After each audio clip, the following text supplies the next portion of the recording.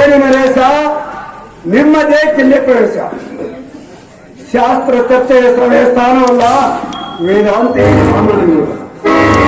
ಪೂರ್ಣ ಮಾನವನು, ಮತ್ತೆ ಮಹತ್ವನು ಇಂದಿನ ಈ ನಿನಗಾರವೈರಿನ ಸಮಸ್ತ ಮಾನವ ಚೇಷ್ಟ ಚರಾಯಿಸಿದೆ ನಿಮ್ಮೆದೆಯಲು ಅಂಗರಾಜನೇ. ಪದನುಡಿಗಳನ್ನು ನುಡಿಯದಿರಿ ಪರಿಹಾಸ್ಯವಲ್ಲ ಪೃಥದೇವಿ ಪುತ್ರ. ನಿಜ ಸ್ಥಿತಿಯನ್ನರಿಯದೆ ನಿಮ್ಮ ಬಗೆಗೆ ಇರುವ ನನ್ನೆದೆ ಸತ್ತ ಚಿತ್ರಿಸಿದಷ್ಟೇ. ಧರ್ಮರಾಜನೇ, ರಾಜವಿದ್ಯಾ ಗರುವಿತನೂ ನೀನಲ್ಲ, ಬಂಧುಗಳ ಅರ್ಪಿದೆಯ ಶ್ರೇಷ್ಠಿಗಾಗಿ ಬಂದಿರುವ ತ್ಯಾಗ ಮೂರ್ತಿಯೂ ನೀನು. ನಿಮಗೆ ಮಾರಿಯ ತೆರೆದು ಬಾಯಿಗಳು ಬಂಧುಗಳು. ಮಾರಿ ತೆರೆದ ಬಾಯಿಯಲ್ಲ ಈ ರಣಾಂಗಣ.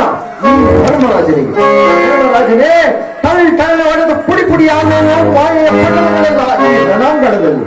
ಪ್ರೇಮಗಳೆಂಬುವು, ದ್ವೇಷ ಸ್ನೇಹಗಳೆಂಬುವು ಬೆಂದುರಿದು ಭಸ್ಮವಾಗುವ ಈ ರಣಾಂಗಣದಲ್ಲಿ.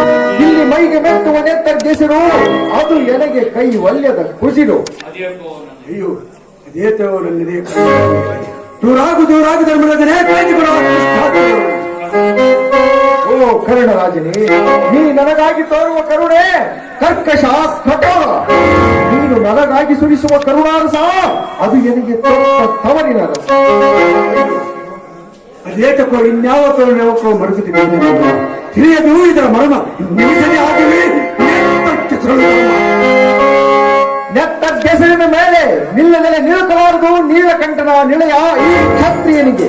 ಓ ರಣಕಲಾ ಪಂಡಿತನೇ, ನಿನ್ನಲ್ಲಿರುವ ಬಿಲ್ವಿದ್ಯೆಯನ್ನು ಪ್ರದರ್ಶಿಸು. ಓ ಮಹಾತ್ಮನೆಂದು ಕರೆಯುವುದು ಕರ್ಣರಾಜ. ಯೋಗದ ದಿವ್ಯ ಶಕ್ತಿಗಳೇನು ಪವಾಡಗಳನ್ನೇನು ಮಾಡಿಲ್ಲ. ನಾನೇನು ಮಾಯಾ ಕೋಲಾಹಲನವಲ್ಲ, ನಾನು ಒಬ್ಬ ಸಾಮಾನ್ಯ ಮನುಷ್ಯ. ಆದರೂ ಸತ್ಯವನ್ನು ಕರೆದ ಕತ್ತಿನ ಆನಂದ ಮೂರ್ತಿಗಳು ವಿವರಿತಕ್ಕೆ